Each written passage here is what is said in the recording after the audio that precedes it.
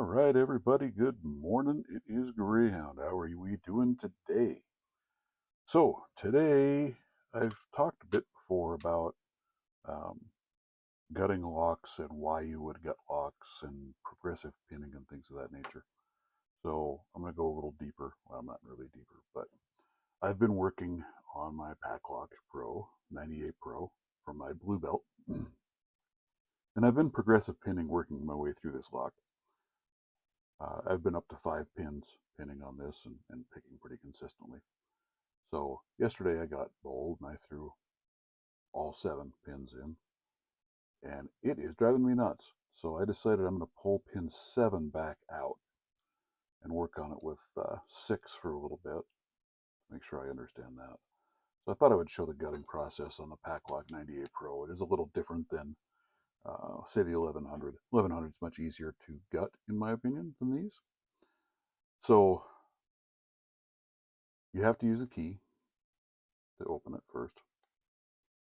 Swivel. This one has a hex key down inside.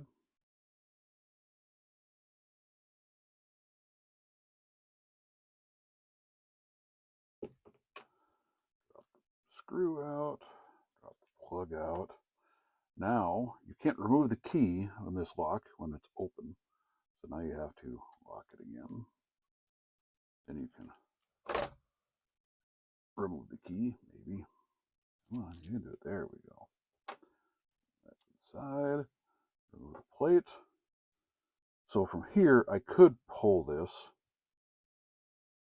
I don't have a pair of pliers handy. You can just grab this and pull it and remove the core. Or you can put the key back in. And when you unlock it, now the core will come right out. Now there are, probably can't see them down in there. Let's see if I use another light. Get a little, see that ball bearing? There are 2 ball bearings in there that you're going to have to put back into their proper channels in order to put this core back in the lock. We'll go over that when we get to that point. We just set that down. Up. You know, we did video a bit ago for a channel where they wanted you to show your gutting accidents or first gutting experience. My first gutting experience was really good. I did have a bad gutting experience with this lock where I got it all pulled out, got it ready, turned the keys the wrong way, and I dropped all of the pins out the bottom and seized it up. And it was just ugly. It took me a little bit to get that sucker unlocked. Let me get a shim out here. There we go.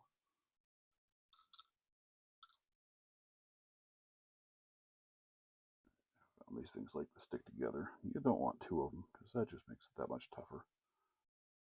All right, turn that just a little bit.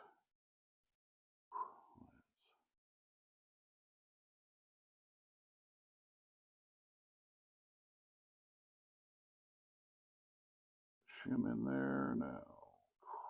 Plug. And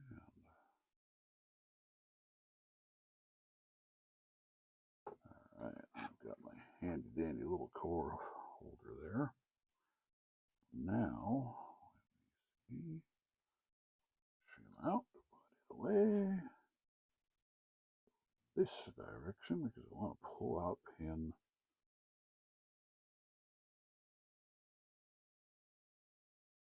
I need my fancy lights.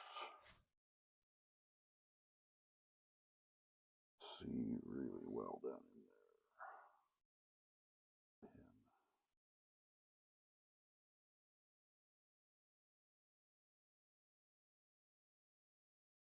there. And pin 7 on this is just a long standard.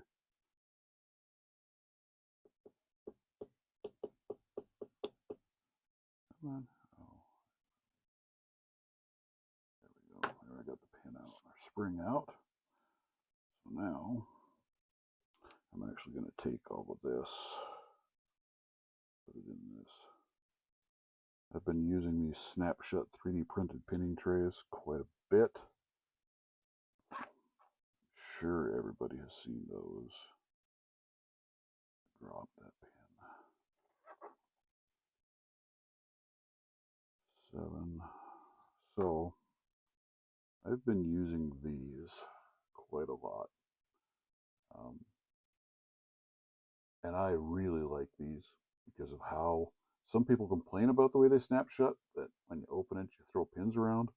But I like the fact that when I close that thing, I'm not losing my pins. So to me, that's a win. Really, really like that. All right, so now we've done that. Back here, and let's reinsert the core. Or clip.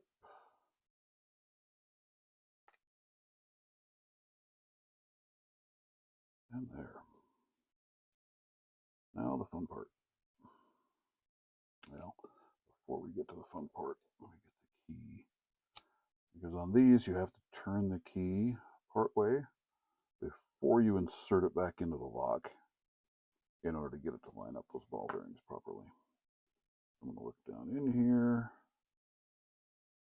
Ball bearings around, one to each slot, like I need them. Take my core, and there we are. Now I need to lock the lock. Remove the key. Base cap back on. Now, you see in here.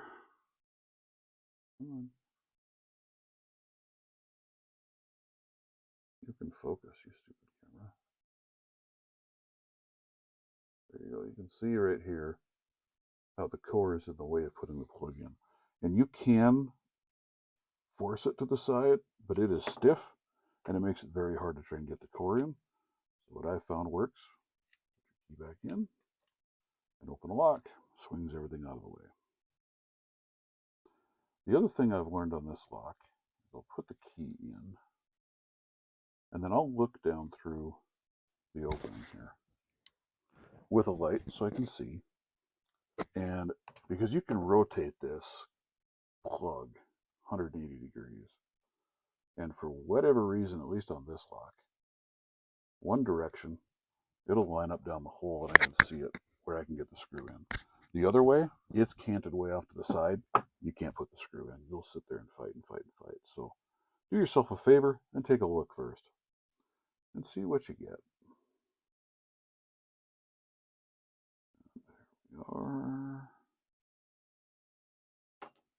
And golden.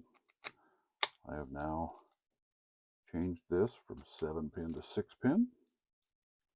I'll work on picking that one a little bit, see where I get, and then I will get the other pin back in again, and we will run with it. I don't know why. 5-pin I was having no problem at all, but when I went to that 7th pin, man, I couldn't open that lock for anything. So we'll see how it goes. We'll see where we end up. You can see I've got a bunch of pieces, parts laying around here to play with. I'm not sure what happened to this one, so I need to try and pick it. You can see key is in, but it's locked up. I think, yeah, I don't remember. I'm just going to have to play with this one and pick it. I think I've got another one. This one works just fine, but if I remember right, oh, they're all in that one. This is a core that came out of a Master Lotto lock. Well, that'll do something with at some point. And then I think this is another Lotto lock core that's just been trashed. All right, anyway, that's what I have for you today. Hope you found that enlightening. Hope you enjoyed the content. Enjoy my discussion of my screw-ups. Oops. I will be going live Sunday, 8 a.m.